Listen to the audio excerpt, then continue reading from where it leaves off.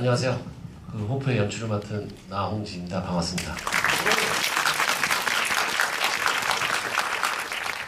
오늘 진심으로 너무나 크게 영광스럽게도 이창동 감독님을 모시고 저희가 GV를 할 수 있게 됐어요.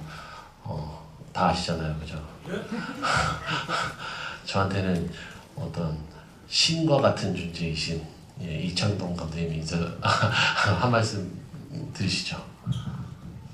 안녕하세요. 반갑습니다.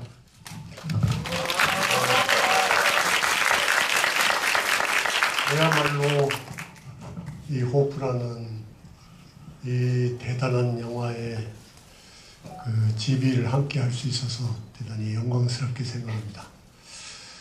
우리 나홍진 감독님은 영화는 잘 만드는데 말씀은 영화만큼은 못하는 걸로 알고 있습니다. 그래서 오늘 이 자리가 조금 걱정되기도 하거든요. 중간에 진행하는 분도 없고, 그래도 최대한 분위기 살려보고 우리 나 감독님 이야기가 산으로 가면 제가 좀 끌어내리는 그런 역할을 하도록 하겠습니다. 고맙습니다.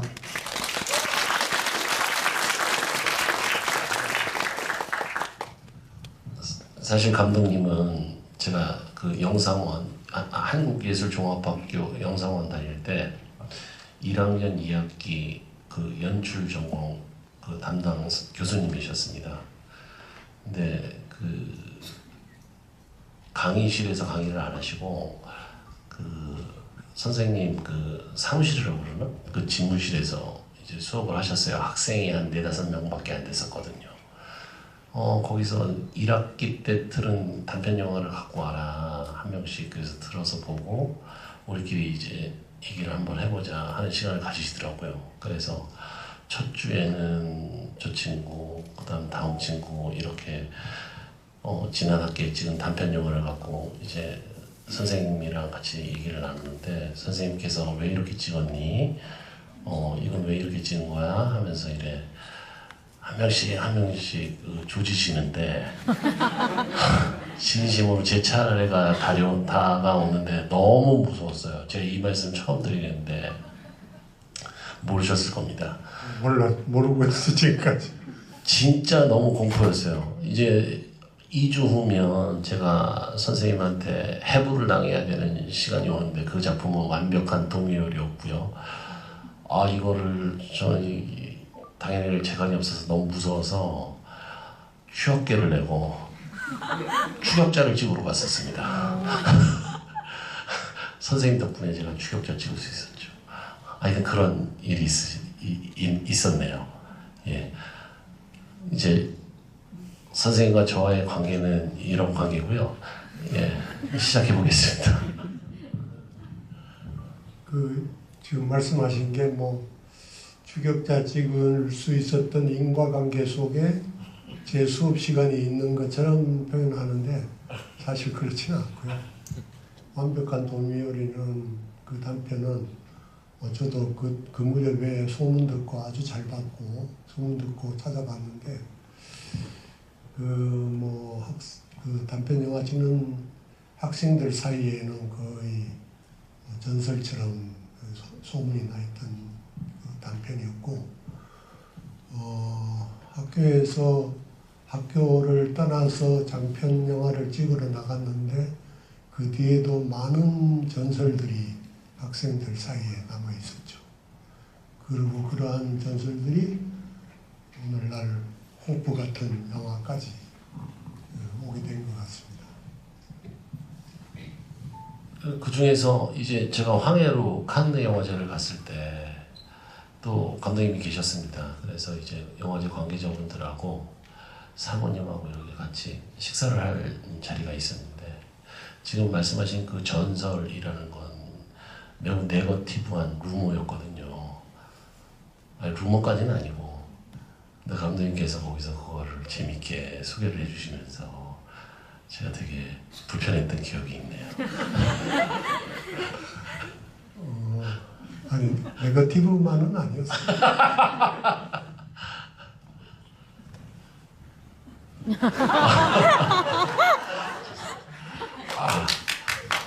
감독님 이제 시작하시죠. 감독님 영화 어떻게 보셨고 좀 말씀 좀 부탁드립니다. 내가 시작해야 되나요? 영화 정말 잘 봤고요.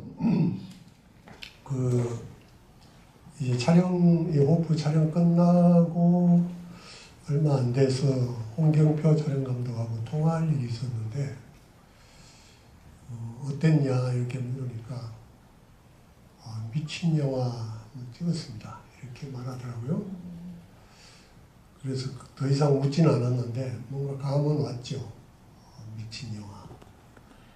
그리고 이제 같이 그 제작팀에 참여했던 친구한테 영화가 이게 공개되기 전에 이제 칸느 가기도 전에 자기가 봤는데 어마어마한 영화라고 그러더라고요. 그래서 미친 영화, 어마어마한 영화라는 그 짧은 그 수식어 속에 나는 혼자서 많은 걸 상상하고 있었죠. 그리고 이제 어제 영화를 봤는데 말 그대로 미친 영화더군요. 뭐 영화도 미쳤고 제가 보기에는 뭐 촬영 감독도 미쳤고 스태프들 다 미쳤고 조 감독도 미쳤고 이런 영화 정말 조 감독이 개고생하거든요. 그리고 원래 이제 그 아까 루머와 전설 속에 포함되는 이야기입니다만 원래 스태프들이 죽어나요. 그게 이제 전설을 만드는 거죠. 근데 하여튼 영화를 보면서 다들 미쳤구나. 배우들도 미쳤고 제정신으로 저런 걸 찍었나? 그런 생각이 들 정도로 대단한 영화였고 제가 생각에는 여기 오신 분들을 포함해서 뭐 관객들이란 어쨌든 극장에 오락을 즐기기 위해서 찾아오는데 뭐라고 할까요? 오락 영화의 극점에 있는 영화다는 생각이 들었어요. 정점이라고 말하잖아요. 가장 높은 경지를. 근데 정점 이상인 것 같아요. 그래서 제가 극점이라고 이야기하고 싶은데 어떤 한계를 넘는 영화가 아닌가. 그러니까 오락성이라 하면 뭐 여러 가지가 있죠. 근데 특히 이제 이런 영화에서 우리가 느낄 수 있는 뭐 긴장, 서스펜스 또는 그 타격감 또는 뭐 속도 뭐 등등 그 모든 요소들을 어떤 한계치 이상으로 보여주는 영화가 아닌가 그런 생각이 들었고요. 이런 영화를 만들어줘서 정말로 고맙다는 생각이 들었습니다. 감사합니다.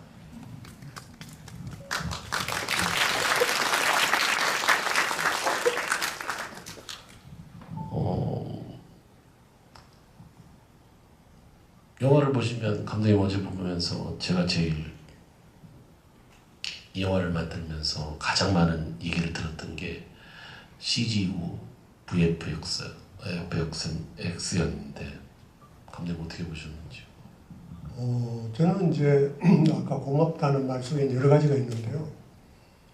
순수하게 관객으로서 고마운 것도 있고 영화 하는 사람으로서 그 어떤 그 가지 않았던 길을 이제 열어나가는 그런 것들이 고맙다 그런 생각이었는데 그 중에 이제 기술적인 거 그런 것도 하지 않은 또는 뭐 저렇게까지 할 수 있을까라고 상상조차 하지 않았던 어떤 한계 너머의 어떤 그런 것들을 많이 느꼈거든요.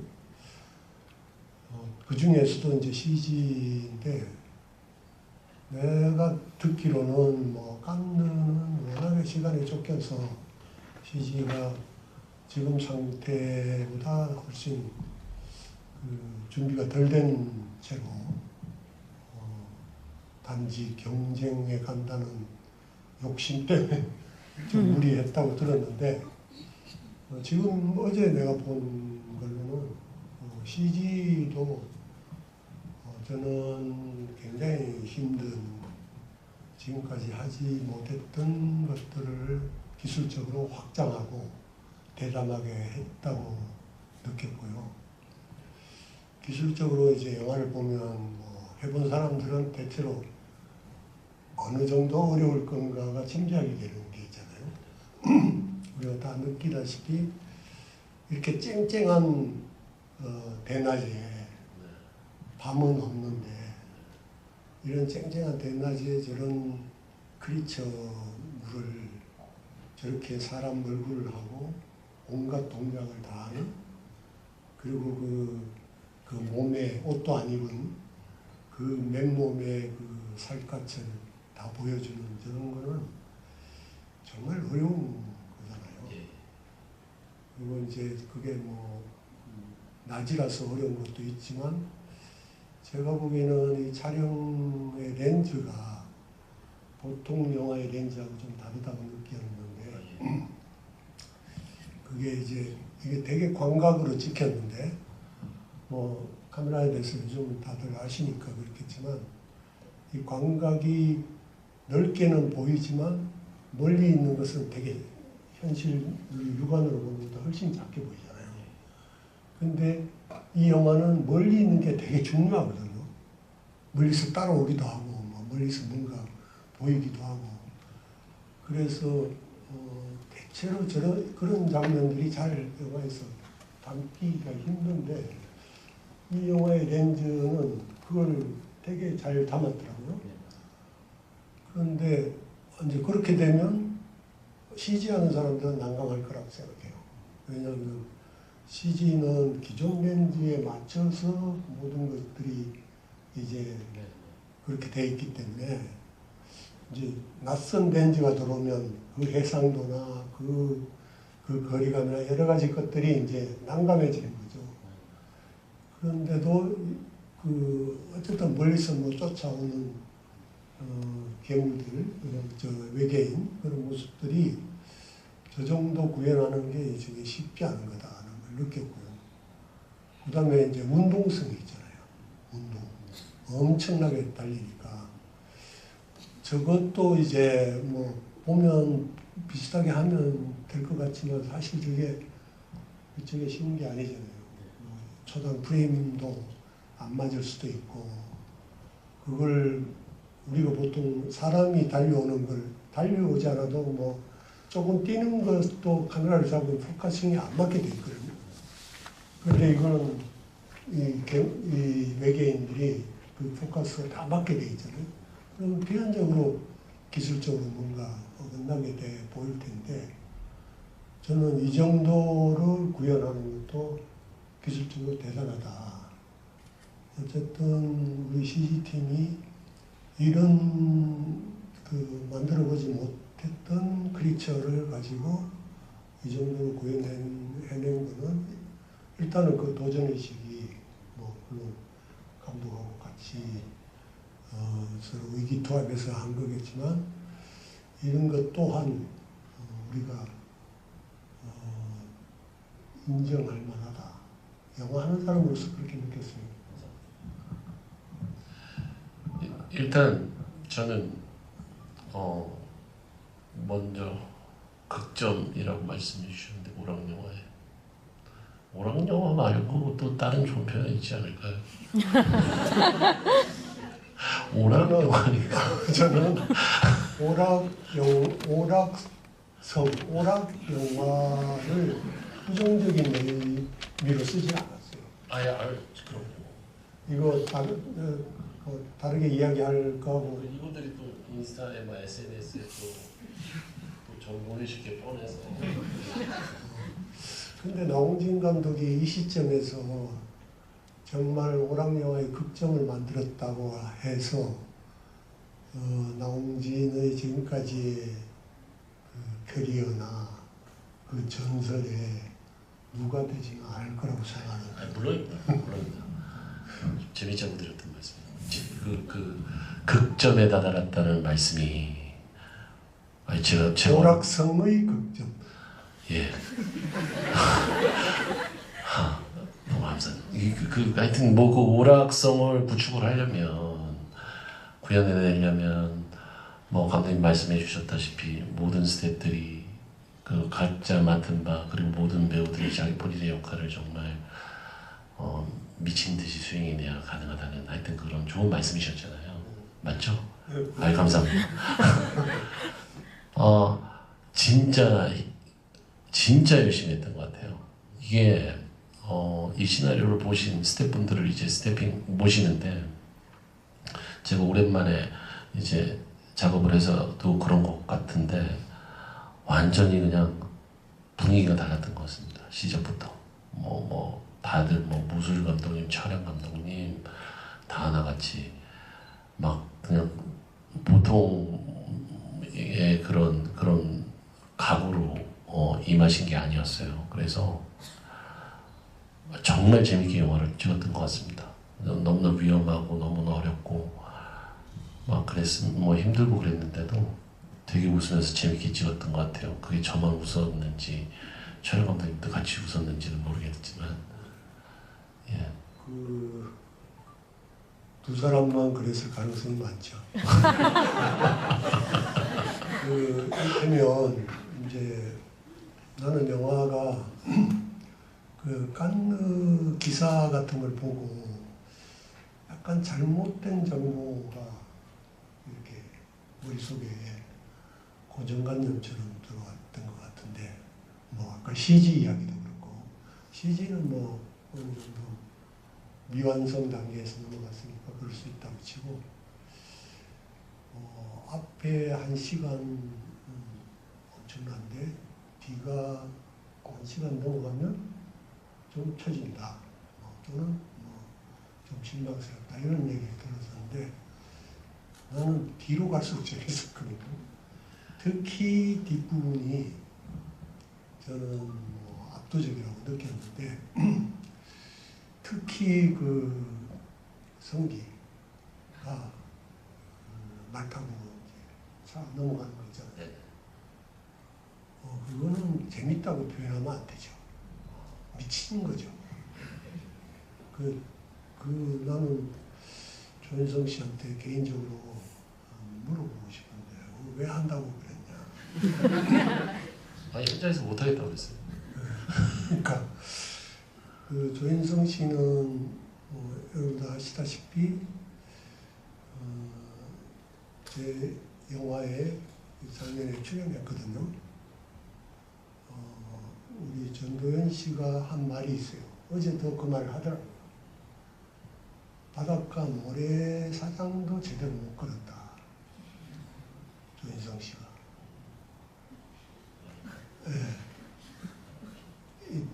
다리가 아파가지고. 그런데 보니까 저러고도 성황한 게 전도연 씨 말이 어제 그런 이야기 하더라고요. 바닷가 모래밭을 걸어주는 것만 해도 고마웠다고. 재밌기만은 하지 않았을 겁니다. 네.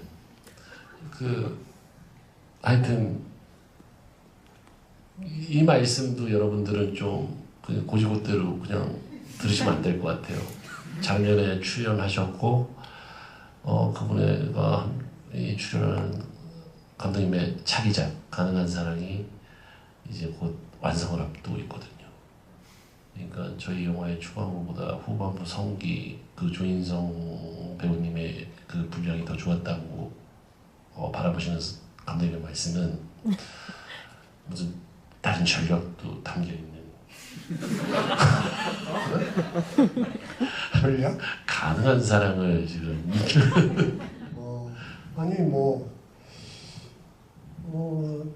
가능한 사람 여기서 선전하고 싶은 생각은 없고요. 조인성 씨는 대단하다. 다 대단하지만 대단했죠. 이 영화에서는 사실 안 죽잖아요. 그러니까 참 배우로서도 대단하다고 느꼈고요. 많은 사람들이 그렇게 이야기 저한테도 하던데 조인성이라는 성기라는 이 인물이 조인성이라는 배우가 없었으면 이 캐릭터도 살지 못할 뿐더러 이 영화에 굉장히 중요한 무게중심이 생기지 어려웠을 거다. 이런 이야기를 하더라고요. 근데 가능한 사랑에서는 완전 반대 캐릭터입니다. 움직이질 않아요. 굉장히 여러 가지 면에서 반대에 있다. 조인성 씨 저기 앞에 계십니다.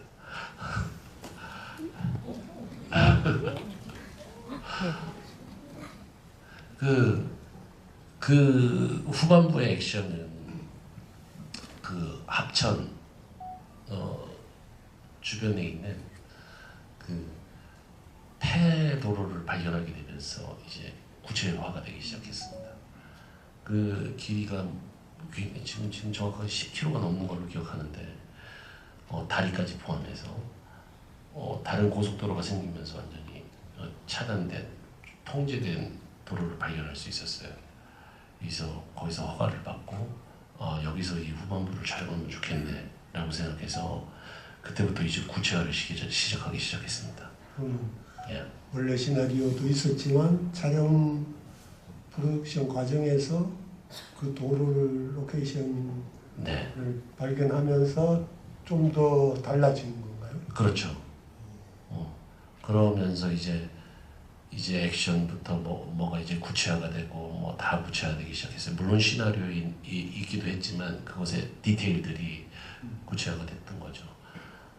그 지점부터 어디서 출발해서 시속 몇 킬로미터에 도달하면 그때부터 액션이 시작돼야 되고, 근데 그렇게 되면 아무리 구간이 뭐 길다 하더라도 우리가 찍을 수 있는 순간은 뭐 한 1분 정도 지나면 이제 그 구간이 끝나버리니까 그 속도는 그래서 그 반복적으로 그 구간을 계속 이동하면서 이제 촬영을 했었어요. 그걸 촬영하려고 말도 역시 달려야 했는데 말은 그 속도로 계속 못 달리죠. 못 달리니까 저희가 그 당시에 말만 10여 마리의 말이 스탠바이가 돼 있었어요. 그래서 10여 마리의 말이 또 컨디션이 매일 다를 수 있었잖아요. 그래서 그날 제일 좋은 컨디션의 말들로 해서 이제 계속 이제 교체를 해 나가면서 이제 조인성 선배님과 또 스턴트맨들이랑 뭐 다 동원돼서 그걸 찍었는데, 제가 뭐 조인성 배우분의 진짜 너무나 요령과 진짜 너무나 위험했지만 그 최선의 노력 그리고 그 막 의지 뭐 이런 것도 너무나 감사하고 인상적이었지만, 정말 인상적이었던 건 아무리 이게 저희는 CG로 조인성 씨의 이 와이어를 지운 상황이었어요. 실제 조인성 배우분이 연기를 했고요. 실제 말에서 그 액션을 하셨어요. 대신에 우리는 이제 혹시 모를 것에 대비해서 와이어를 달아놓고, 그러니까 차량에 암을 뻗어서 이걸 이제 만들었어요. 특수 뭐 쇠를 갖고 만들었고, 그다음에 거기서 와이어를 내려서 여기 이제 조인성 씨가 말을 타고 있었던 거죠. 그리고 말은 뭔가 체결이 돼 있었어요. 그래서 만약에 조인성 배우가 이 말과 떨어지게 되는 순간 말의 고삐와 연결돼 있던 고리를 풀면서 말은 뒤로 멀어지게 하고 배우분은 이제 말과 충돌할 일 없게끔 요 장치를 또 만들었어요. 근데 중요한 건 이제 이 와이어를 끄는 분들이에요. 대부분 이 와이어를 끌려면은 이 무술팀의 이 젊은 분들, 동생분들이 동원이 되는데, 이 촬영은 유상선 무술 감독이 너무 긴장돼서 그런지 베테랑들만 모셔온 거예요. 그래서 제가 그날 촬영 날 아침에 인사드리려고 현장을 가서 이제 그 트럭 안에 계시다 그래서 인사를 드렸는데, 아니 이게 다 뭐 60대 뭐 70대도 계시고 하고 뭐 진짜 이게 마치 영화에 나오는 그 아까 황정민 선배가 잠깐 탔던 그런 트럭과 같은 느낌을 막 받은 거죠 제가. 그래가지고 내가 잠깐만 이분들이 이게 우리 배우를 이렇게 해줄 수 있는 건가 했는데 와 진짜 대단하더라고요.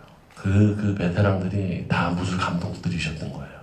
뭐 지금 하시고 계시는 분도 계시고 뭐 그만두신 분도 계시는데 그 유상석 감독도 직접 타가지고 그 와이어를 잡는데 큰일 날까봐. 그래서 저희가 원래 한 3회차 정도 저는 더 찍을 줄 알고 갔는데 그냥 뭐 6시간 만에 촬영이 다 종료가 돼버렸어요. 모든 컷을 다 건져버렸죠. 예, 그래서 와 배우분들과 스턴트맨들 뭐 무술팀 간의 이 호흡과 촬영팀 간의 호흡이 정말 잘 맞았던 것 같습니다. 예. 그게 나는 영화 찍으면서 현장에서 배우들이나 스태프들한테도 그런 얘기를 가끔 하는데 영화의 신이 있다고 생각하거든요. 그 영화의 신이 도와준다. 근데 다만 조건이 있다. 100%까지 할 때까지도 보고 있다가 102%, 3%가 넘어갈 때 도와주더라. 그런 내 나름의 그게 있어요.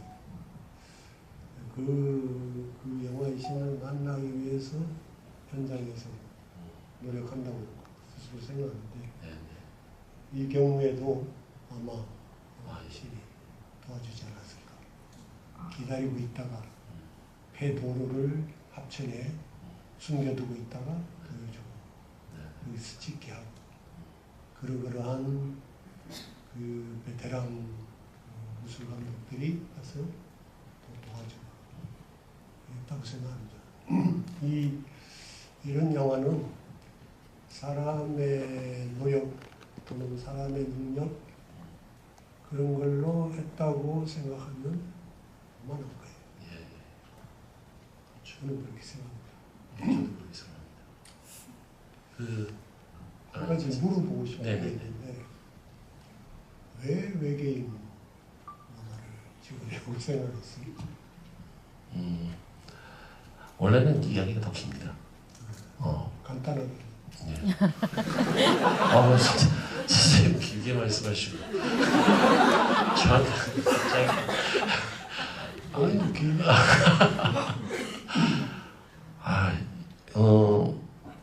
그냥 간단하게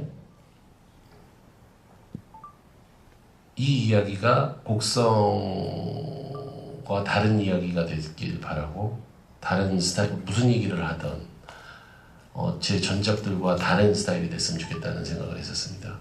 전주영화제에 갔었는데 그 평론가님이랑 소주를 한잔 먹을 때 친한 분인데 저한테 이제 곡성을 보고 나니까 저랑 감독이 보이고 루틴이 보이고 뭐 반복이 뭐 이런 말씀들을 해주셔서 제가 며칠 동안 좀 생각을 했던 것 같아요. 작품을 많이 한다라는 건 전 되게 평론가님은 좋은 말씀을 해주신 거지만 저는 좀 놀랐었거든요. 나도 이런 게 발견되는구나. 작품을 많이 하면 이런 게 생기는 거구나. 이걸 피해야겠다. 뭐 이런 생각이 컸던 것 같아요. 근데 그걸 그게 뭐 그냥 형식적인 면이 아니었고 초자연까지 제가 뭐 고민하고 생각을 하고 초자연적인 시각에서 바라보게 되면 어떻게 볼 수 있을까? 인간사를 뭐 이렇게까지 고민하다가 좀 더 넘어가 봤어요. 좀 더 쉬운 영화를 만들고 싶어서 그냥 뭐 쉽게 말하면 하나님, 신, 이런 입장에서 인간사를 한번 바라보고 그려보자 라고 생각했고 그 신을 그냥 너무 빵 하고 영화 속에 등장시키기는 뭐해서 이 형상화를 외계인화 시켜보자. 그래서 시각을 우주적인 것처럼 위장을 시켜보자. 이런 생각이 있었던 것 같습니다. 네.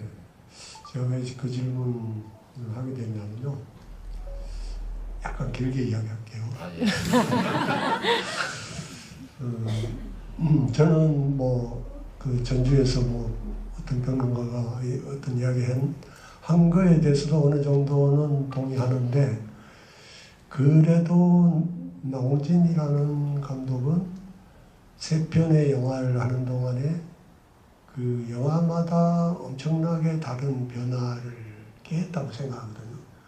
한 영화 감독이 그런 식의 다른 문법, 형식, 시도를 한다는 건 쉽지 않은 거니까. 그럼에도 불구하고 나홍진의 영화에는 일관된 그 무엇이 있다. 왜냐하면 나홍진이기 때문에. 저는 이제 그거를 뭐 여러 가지가 있겠지만 그 중에 하나가 그 타자, 내가 이해 못하는 어떤 타자에 대한 불안, 그 공포, 거기에 대한 반응이라고 생각해요. 그 추격자에서도 그랬고요. 황해에서도 그렇고 곡성도 그런데, 그게 이제 그 타자가 누구냐는 조금씩 다르죠. 곡성처럼 이제 초자연적인 것이 있을 수도 있고.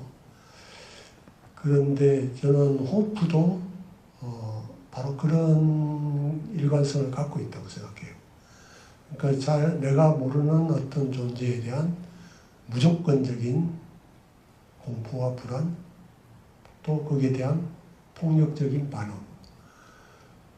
그걸 다루고 있는데, 다만 상대가 그 모르는 존재가 외계인이다 말이죠. 그래서 저는 뭐 그 외계인의 시선에서 보고 싶었다고 말하지만, 내가 보기에는 외계인이 되면서 뭐가 달라졌나 하면요, 우리가 앞에 그 타자들은 사실 우리 삶과 연결되어 있고 확장되는 존재들이거든요. 일종의 우리 삶의 메타포들이 있죠. 그러니까 추격자 같은 경우는 뭐 우리 속에 내면의 어둠이라든가 우리 한국 사회의 어떤 알 수 없는 그 악의 근원이라든가 뭐 이런 거고, 또 황해 같은 경우에는 아까 내가 황해라고 했나요? 처음에 추격자가 그렇고, 황해 같은 경우는 조선족의 시선에서 이제 또 다른 조선족이지만 알 수 없는 그 존재, 그 친구가 이름이 뭐였죠? 명가. 명가. 명가를 비롯한 그 알 수 없는 한국 사회를 포함한 그런 사회 속에서의 어떤 타자가 있잖아요. 곡성은 또 초자연적인 게 있고. 그런데 여기서는 이 외계인 하면 그냥 끝이잖아요. 우리가 외계인을 알 수도 없고. 그러니까 외계인이라는 타자 자체는 제가 보기에는 너무 초월해 있다가 보니까 이게 어떤 그 타자로서 확장되는 의미가 아니고 어떤 장치, 설정의 역할을 하기 때문에 거기에 대한 반응이 굉장히 순수해지는 것 같았어요. 그러니까 순수한 반응, 순수한 운동, 순수한 그 폭력, 그것을 일으키는 아주 쉬운 장치처럼 보이더라고요. 그래서 아까 제가 이야기한 이게 오락성이라는 말하고도 연결되는데, 그러니까 사실 뭐 저 외계인이 뭐야, 뭐 앞에 머리 부러진 거는 뭐고, 뭐 뒤에 나오는 뭐 사슴 뿔 있는 건 뭐고, 이렇게 따져볼 수도 있겠지만 그거는 따져봐야 소용없는 거예요. 관객의 입장에서 보면 그냥 외계인이고, 그냥 그 외계인이 이 사람들을 달리게 하기 때문에 이 영화 자체가 굉장히 순수한 것 같아요. 순수한 운동을 보여주는, 순수한 운동이라는 게 이제 영화가 얼마만큼 운동을 보여줄 수 있냐, 영화라는 매체가. 그걸 관객이 느끼고 체험하게 하는 아주 순수해지는 설정처럼 느껴졌거든요. 그래서 내 생각에 아까 뭔가 달라지고 싶다고 한 것이 그런 의미일 수도 있지 않을까라고 생각했고 순수해지고군요. 순수해지고군 저에게 좀. 네, 그러면서 훨씬 이게 오락성에 가깝다 그렇게 느낀 거죠. 왜냐하면 관객은 여기 의미를 찾기보다는 그러니까 의미 앞에 세 영화처럼 의미로 확장되는 타자가 아니고 그냥 운동으로 치환되는 그거기 때문에 그냥 훨씬 더 즐길 수 있다 그렇게 느꼈습니다. 그 목적이 엄청나게 클 수밖에 없었죠. 비용이 많이 들고. 네. 그래서 저는 이게 2편, 뭐 3편 이런 말도 있고 영화 보면 뒤에 마치 2편이 있을 것처럼 뭔가 얘기를 하고 끝나잖아요. 근데 내 생각에는 저 외계인을 이제 제대로 나오는 2편을 만들려면 어마어마하게 돈이 들 텐데 저거 무슨 배짱으로 그거 감당하겠나 하는 생각이 들었어요. 그렇죠.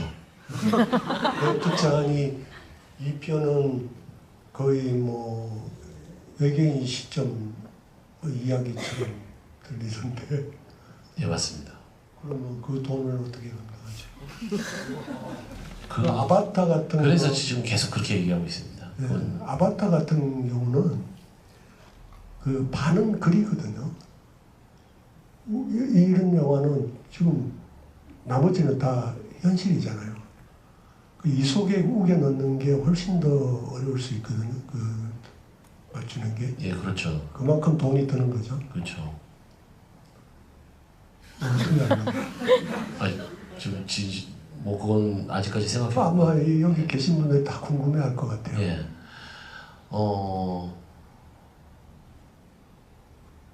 애시당초 이 작품을 이 버젯에 만드는 것 자체도 엄청나게 힘든 일이었어요.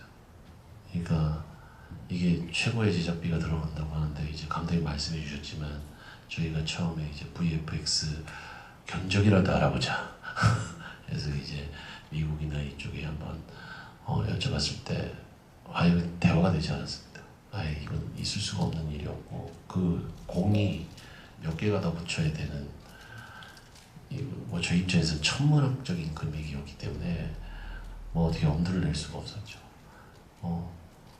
그래서 지금 어쨌거나 이 작품을 보셨을 때 저는 이렇게 생각해요. 그래서 제가 아까도 VFX, CG, 뭐 크리처에 대해서 어떻게 생각하시는지 여쭤봤던 것 같은데 저는 이 크리처물이 인디펜던트 영화 헐리우드에서 보자면 아주 인디펜던트 영화 정도도 될까 말까 된 그런 버짓이라고 그 국제적인 수준에서 보자면 그런데 저는 이 영화를 이제 완성을 했잖아요. 그래서 제가 봤을 때 이 정도면 제가 생각했던 처음에 디자인했던 그 아웃풋의 그 성과를 만들어냈느냐 당연히 뭐 크리처뿐만 아니라 여러 면에서 좀 부족함을 느끼겠지만 크리처 부분도 저는 만족스러워요. 그래서 영화를 보시면서 다른 부분들 뭐 저는 다른 분들의 의견은 당연히 다를 수 있겠지만 저는 이 과정을 겪어서 그런 것이 아니라 나중에 이해하게 됐어요. 왜 이 사람들이 이렇게 얘기해주고 이 사람들이 왜 이걸 이렇게 봐주는지를 이해하겠다. 이게 헐리우드 영화가 아니라는 걸 다 알고 있네. 그 개념에서 이 영화가 시도했고 비헐리우드 영화가 시도했고 비헐리우드 영화가 만들어낸 그 수준치고는 이 정도면 훌륭하고 이것은 굉장히 좋은 대안이 될 수 있다라는 그런 말씀들을 해주시는 것처럼 좀 들었거든요. 그래서 꼭 그것이 그 수준이 헐리우드 수준의 그 아바타와 같은 그런 퀄리티로 어떤 영화가 나와야 하느냐. 저희는 이 훈련을 또 이런 트레이닝을 혹은 이 경험을 쌓았기 때문에 더 나은 아웃풋을 낼 수 있겠지만 근데 굳이 헐리우드의 그 퀄리티나 헐리우드의 스타일을 우리가 굳이 그걸 구현해 내려고 해야 될 필요가 있을까라는 생각까지는 하게 될 수 있었어요. 그래서 감독님께서 말씀하셨다시피 이제 뒤로 가면 이제 크리처의 분량은 더 많아지면서 엄청난 양의 이제 비용이 들어가야 되는 그런 샷들이 필요한데 저희는 그 시행착오를 줄일 수 있는 그 경험을 했다라고 생각하고요. 사실 이 영화는 정말 많은 시행착오를 했거든요. 그리고 더 나은 퀄리티를 더 빨리 할 수 있는 그런 경험치를 얻었다고 생각합니다. 그리고 그 결과물에 대해서도 비헐리우드 영화 그리고 그렇게 얘기하고 싶지도 않은 거죠. 저는 그 명확한 한국 영화라는 장르가 있다라고 생각하니까 그 한국 영화 장르 안에서의 이런 크리처물, 이런 맛이 나는 이런 느낌의 이런 정도 수준의 크리처물 저는 그건 괜찮을 것 같아요. 네. 예. 한국 영화라는 장르라기보다는 나홍진이라는 장르라고 해야겠죠. 저를 버리지 마시고. 저를 왜 이렇게. 물론 나홍진이라는 감독의 영화 세계에는 한국 또는 한국 사회, 한국인이라는 정체성이 완전히 그 안에 들어가 있죠. 아까 잠깐 이야기했습니다만 공간이 굉장히 중요하잖아요. 그 앞에 세 영화에서도 그 공간이 곡성의 공간이라든지 나는 특히 이제 그 추격자의 공간이 너무 좋은데 한국의 되게 평범한 골목길이잖아요. 항상 주차 때문에 골치 아픈. 거의 그게 일상인. 근데 그 주차 때문에 골치 아픈 그 일상의 공간이 그 서스펜스와 공포의 무대가 된단 말이죠. 그 일상 자체가 차라리 빼냐 못 빼냐 그 문제로. 그리고 그 타자에 대한 운동성이라고 이야기했는데 추격자야말로 말이 제목이 추격이지 추격 못하잖아요. 그리고 그 상대는 심지어 경찰서에 잡혀 앉혀 있는데 어떻게 해볼 수가 없잖아요. 그러니까 운동성이 아니라 움직이지 못하는 무력감, 그걸 관객이 느끼게 하잖아요. 근데 그것도 만들어내는 데가 그 공간이란 말이죠. 그리고 이제 황해의 공간, 말할 것도 없고요.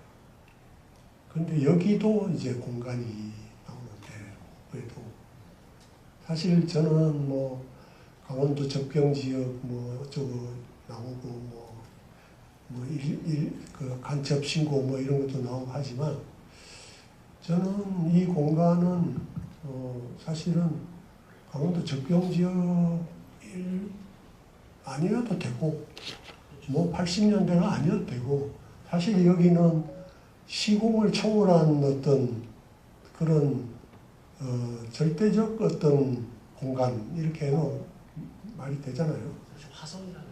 네, 상관없죠.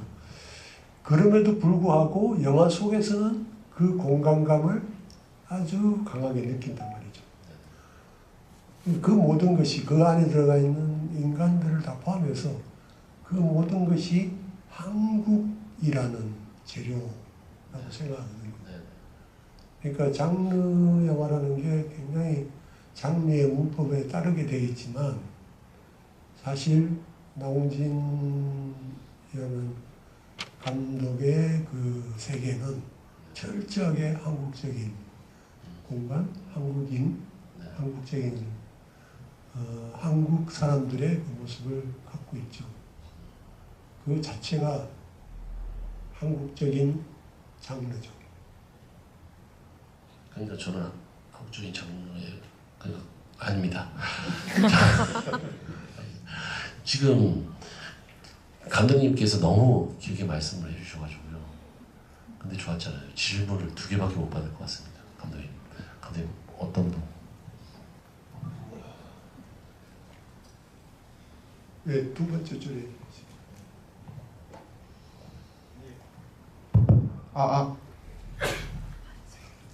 이야기 잘 들었습니다. 제가 궁금한 점은 호포라는 가상의 도시를 설정하셨는데 노홍진 감독님 같은 경우에는 그러면 이창동 감독님은 밀양이라는 실제에 있는 도시를 선정을 해서 영화를 만드셨잖아요. 혹시 이창동 감독님이 이 호포라는 공간에서 영화를 찍으신다면 어떤 공간성과 이야기를 가진 것을 만들고 싶으신지 궁금합니다. 야, 진짜 재밌는 질문이네요. 감사합니다.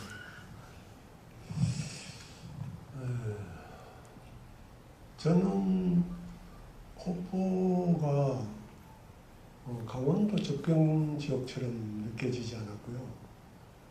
실제로도 해남에서 찍었죠. 그 공간의 느낌, 그 마을의 느낌이나 그 읍내 거리, 또 시장통, 골목길 이런 등등이 전라도 어느 곳 같더라고요. 그런데 저도 사실 이런 조그만 공간에서 일어나는 이야기를 해보고 싶다. 그리고 항상 어디 딴 데도 안 가고 촬영하면서 늘 스태프들이 한 자리에 머물면서 하고 싶다. 그런 생각도 많이 했는데 아주 썩 좋은 이야기를 찾지는 못했습니다. 저희가 영화를 만들면 이런 마을을 무대로 영화를 만들면 아무 일도 일어나지 않는 그런 이야기가 재미없는 이야기가 되겠죠. 아니 무슨 말씀이세요? 솔직하게 말씀해주세요. 오늘 하시고요. 가능한 사람도 여기 전성 씨 계시지만 아무 일도 일어나지 않고요. 액션 장면이 있긴 있는데 조인성 씨는 발을 지상에서 10cm 올립니다.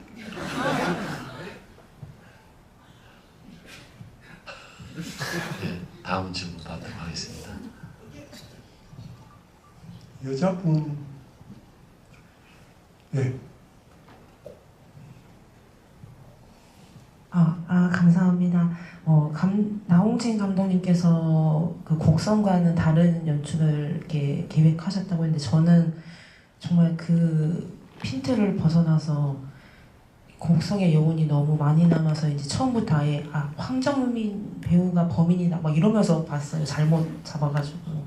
그래서 아마 내일부터 다시 N차를 시작해야 될 상황이 됐는데 근데 저처럼 그러니까 저는 끝까지 또 다른 외계인이다 이러면서 봤거든요. 그래서 지금 다시 봐야 되는 상황이어서 저 같은 관객이 또 있을지 모르지만 N차 하시는 분들을 위해서 황정민 배우의 그 역할의 반전성 말고 이외의 뭔가 감독님이 의도하신 부분에 초점을 추천해 주신다면 어떤 부분에 좀 감사한 부분에 초점을 맞추면 좋을지 알려주시면 정말 감사하겠습니다. 제가 답변 좀 드리겠습니다. 이건 먼저 저도 그런 경험이 있었어요. 그 허진호 감독님의 녹음하는 영화 뭐죠? 봄날은 간다. 죄송합니다. 봄날은 간다를 다시 계속 그렇게 끝날 줄 모르고 왜 아직도 다시 안 만날까 언제만 하다가 영화 끝나버려서 굉장히 당황했던 저도 그런 경험이 있어서 선생님의 경험이 정말 마음에 와닿네요. 아까 감독님께서 해주신 말씀 중에 이 영화는 오락 영화의 극점에 있는 영화다 라는 말씀을 해주셨어요. 사실 이 말씀을 제 입으로 하기가 정말 어려웠는데 이 유형의 얘기를, 이런 비슷한 얘기를, 근데 제 전작과 아무 상관이 없고 정말 완전히 다른 영화라고 생각하고 봐주시면 감사하겠습니다 라는 이 말씀을 드리고 싶었었어요. 계속. 그래서 만약에 다시 이제 처음 제 영화를 보실 관객분들께 이 자리를 빌어서 제가 말씀을 드리자면, 이창동 감독님께서 말씀하신 바와 같이 전혀 다른 지점을 지향하고 그걸 목적으로 만든 영화다 라는 점을 꼭 알려드리고 싶었어요. 사실 이렇게 생각했거든요. 기획의도라는 걸 우리가 제출해서 달라고 그러잖아요. 그래서 제가 기획의도를 처음에 뭐라고 썼냐면요,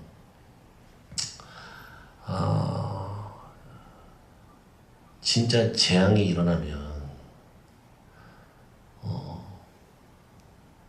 처음엔 어리둥절하게 이 상황을 이게 바라보다가 그것이 나에게 다가오고 있고 그것이 나에게 실제 일어날 수 있다라는 그 순간을 이제 맞이하게 되면, 뭐 정확한 워딩이 기억이 안 납니다만 정말 그때부터는 정신없어지는 것이고, 너무나 정신없이 이 재앙을 속에서 뭐 개개인마다의 어떤 그 생존을 위한 혹은 이 재앙을 벗어나기 위한 그 격렬한 활동을 하게 될 것이고, 그것을 하다 보면 처음엔 바람도 있었겠죠. 이 재앙이 어느 정도 사이즈 이상이 아니길, 뭐 이 정도 규모가 아니길. 근데 그 재앙의 정말 큰 규모의 재앙을 만나서 그것이 이제 내가 어떻게 해볼 여력이 없는 그 정도 사이즈의 비극 혹은 재앙을 만나게 되면, 그것은 진짜 어느 순간 갑자기 오는 것이고, 인지했을 땐 이미 늦었다. 뭐 이런 식의, 뭐 저는 뭐 그때 오래돼서 그 워딩이 기억이 안 나요 다. 근데 마지막에 그냥 좆대는 거다 라고 이렇게 써놨었는데, 정말 그렇게 재앙과 비극은 그렇게 우연처럼 찾아와서 뭔가를 해보려고 하면 어느새 그것은 일어나세요. 어느새 그 순간은 나에게 와 있고, 그냥 그 순간 모든 게 좆되는 거다. 뭐 이런 얘기를 이 영화를 통해서 한번 해보고 싶었어요. 그래서 여러분들께서 막 성기각과 말 타고 그런 액션하고 정신없이 막 이걸 보시다가 엔딩에 뜬금없는 이상한 상황을 탁 하고 느끼게 한번 해보고 싶었죠. 그래서 엔딩에 대해서 감독님 한 말씀만 해주시고, 예, 그리고 끝내면 될 것 같아요. 질문을 더 받는 것보다 감독님께서 우리 영화의 엔딩에 대해서 말씀해 주시는 게 더 감사한 일 같아서. 그 외계인 두 명이 서로 얘기하는 걸로 끝나잖아요. 저는 그 엔딩이 재밌었어요. 그런데 한 가지 아쉽다고 할까? 그거는 거기 한글 자막이 나오는데요. 저는 그 외계인들이 무슨 의미의 말을 하는지 알고 싶지가 않았어요. 내가 알고 싶지도 않고, 뭐 안다 한들 이해도 잘 안 되는, 이 심장을 몸에서 꺼내서 누구한테 주면, 애한테 주면 애가 살아날 수 있다. 이거는 어느 정도 이해가 되는데 나머지는 이해가 하나도 안 되더라고요. 굳이 뭐 해석하려면 할 수 있을지 몰라도 그게 큰 의미도 없는 것 같고. 그래서 저는 자막이 없으면 차라리 내가 더 재밌을 것 같다는 생각이 들었어요. 무슨 소리인지 몰라도 근데 아마 2편 때문에 지금 밑밥을 던지는구나 이렇게 너그럽게 생각했죠.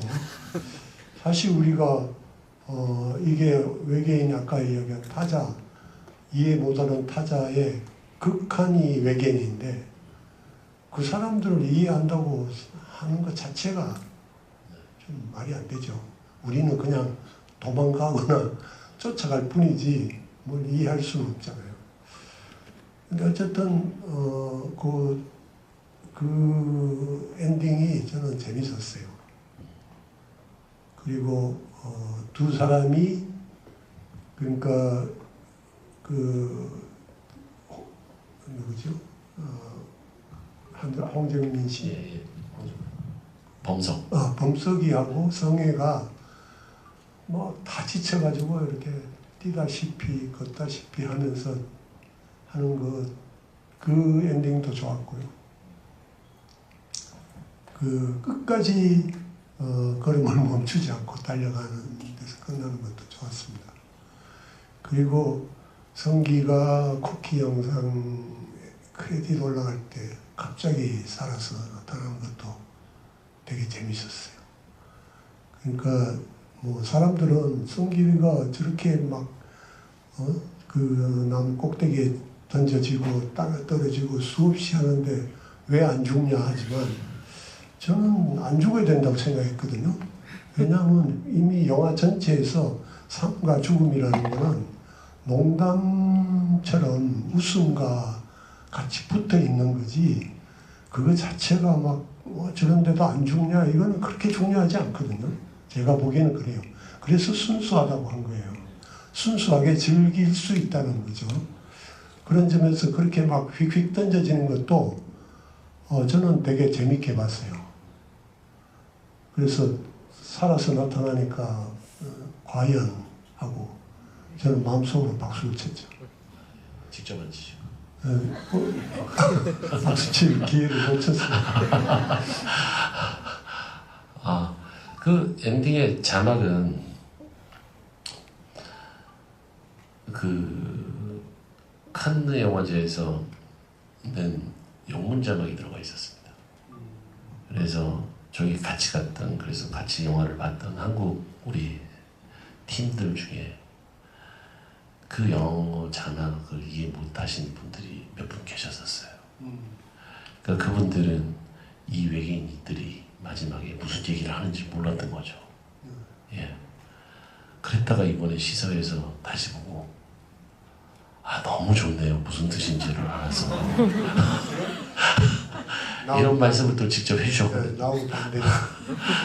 그게 없으면 얼마나 답답하겠습니까? 근데 저게 의미 저게 이 나홍진의 스타일이구나. 우리 절대 외계인을 이해할 수 없다. 네네. 외계인들은 자기들대로 나름 고상하게 보이잖아요. 네네. 뭔가 진지한 얘기를 하고 있고 지구인들하고는 완전 다르잖아요. 그 분위기 자체가. 그런데 우리는 알아들 수가 없잖아. 네, 그렇죠. 재밌을 것 같은데. 난 그러고 싶었어요. 모르고 싶었는데 알려주더라고. 그럼 아까 저기 관객분께서 호포를 영화로 만들면 자막이 없는 외계인 영화를 만들어 보고 싶다고 말씀하셨는데 이미 외계인 영화는 나왔죠. 하여튼 감독님 시간이요. 50분이 벌써 갔습니다. 죄송합니다. 감독님께서 너무 말씀 많이 해주셔서 저는 되게 즐겁고 저 영광이었습니다. 저희 진짜 귀한 진짜 저희 영화계 진짜 뭐 신이라고 얘기하면 안 되죠. 진짜 상징과 같은 그리고 큰 어르신인 이창동 감독님께서 이렇게 귀한 걸음 해주시고 시간을 내주셨습니다. 크게 감사드립니다. 예. 호프의 출발과 함께 할 수 있어서 너무 기쁘고 고맙습니다. 고맙습니다. 감사합니다.